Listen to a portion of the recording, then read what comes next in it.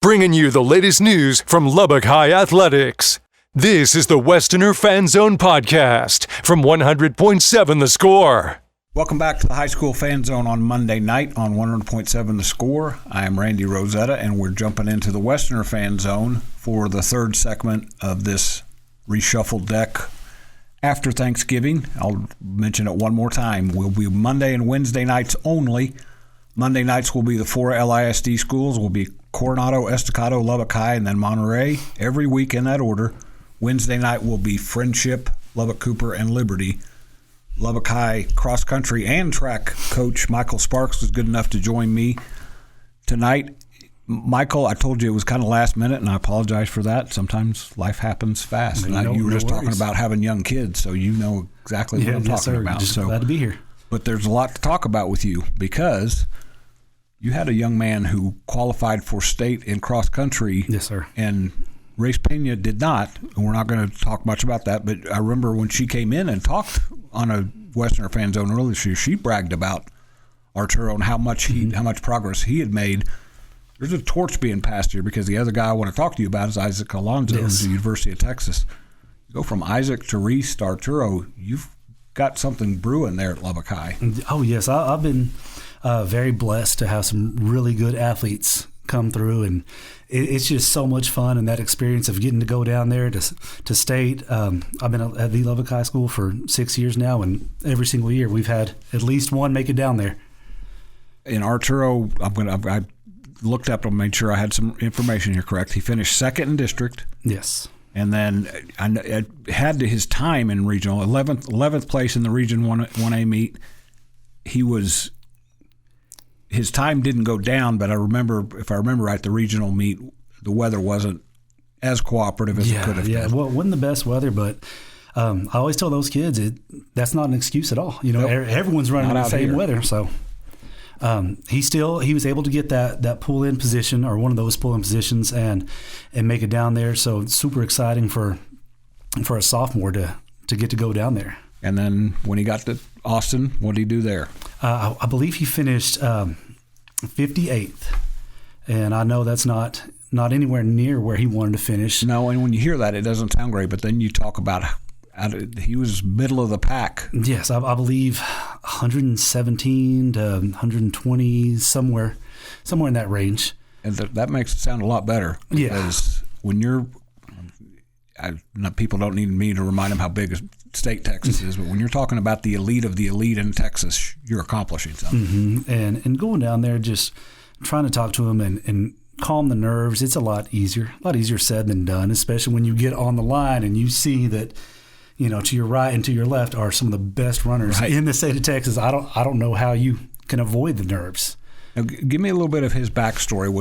When he got to high school, was he a runner, or did he have to be sold on the idea? No, he was a runner from day one. Okay, and he's one of those kids that he really wasn't on my radar. Actually came from a different middle school. I had no idea who he was because he wasn't part of our feeder pattern. And he's a transfer. He's one of those IB kids, so you know he takes care of his business in the classroom as well. And came and introduced himself. I said, "All right, can you run?" He said, "Yes, sir." I said, "All right, let's see what you can do." And you could tell from the minute that he started coming to those practices that he wanted to be great. He wants to be great. And you can tell every single practice that's just what he does. And he looks up on the board and he sees Isaac Alonso's times, and he knows what Isaac has done.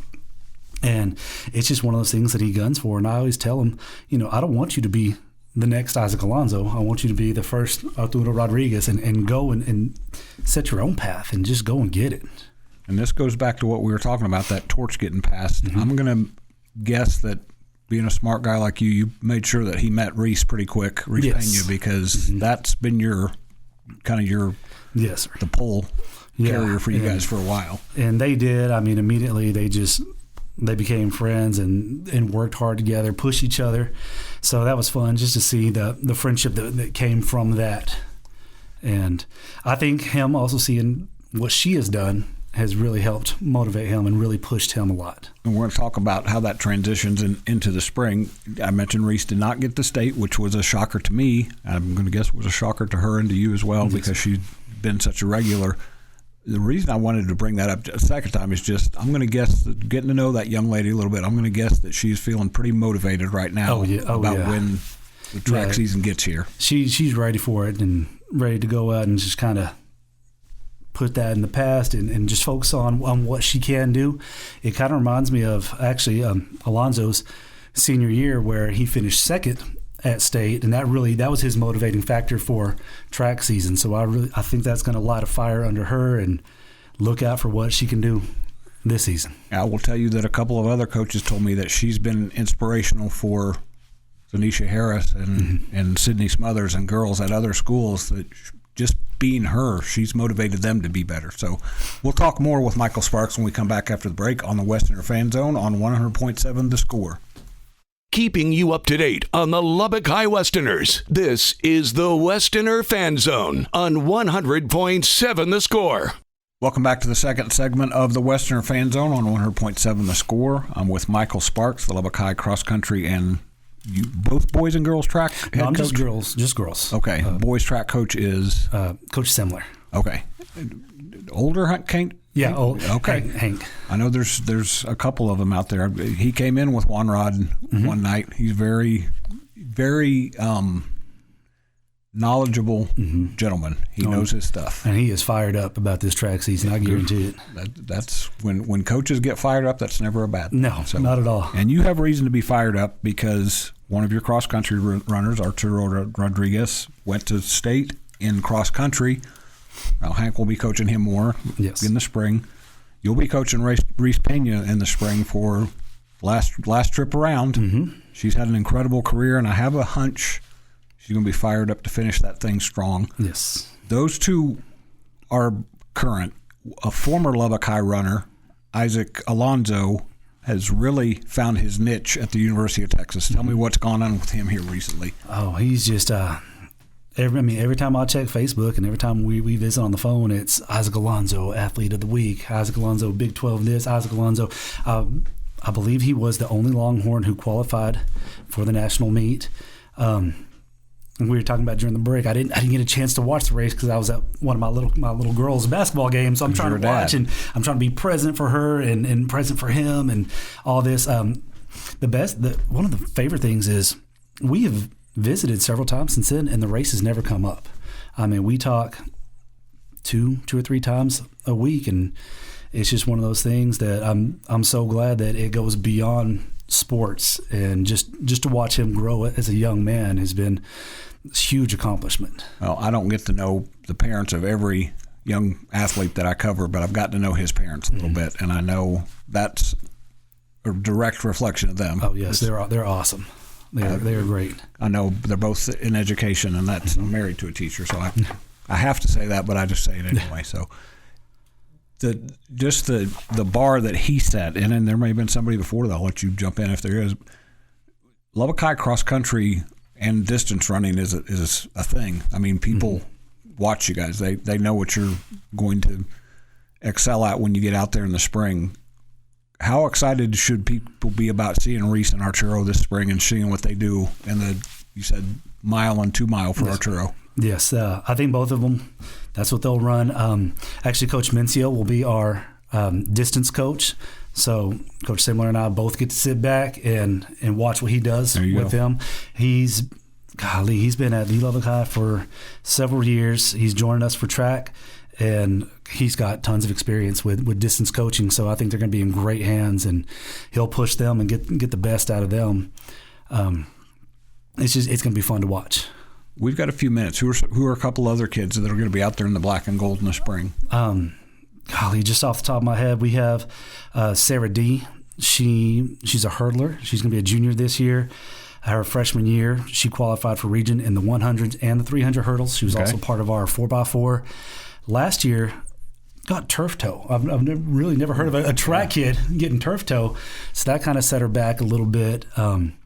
But she's looking good. She's healthy. I think she's going to make some noise in those events again.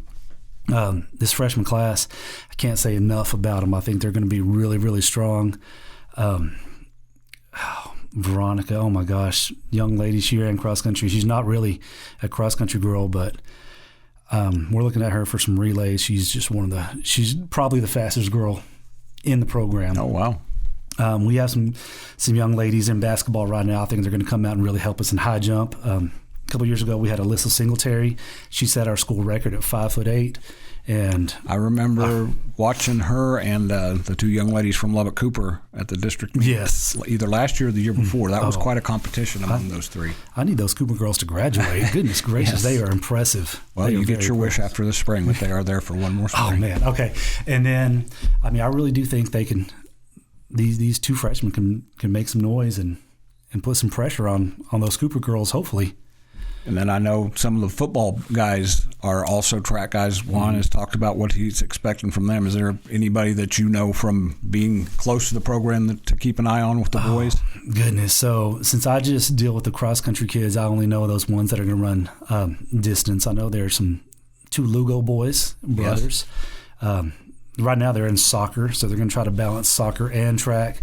They can make some noise in distance. We have Ben Johnston, Grant Hughes. These are all cross-country kids who I think are going to be pretty good, because a lot of times the distance events get overlooked. And that's one of the things I tell them. I was a cross-country kid. Well, not great at all in high school, but I said, y'all aren't going to get the love that the sprinters do, but your points count just as much. Yes, they do. And Lubbock High gets points in those events. We'll be back after the break to talk to Judd Thrash on the Plainsman Fan Zone on 100.7 The Score.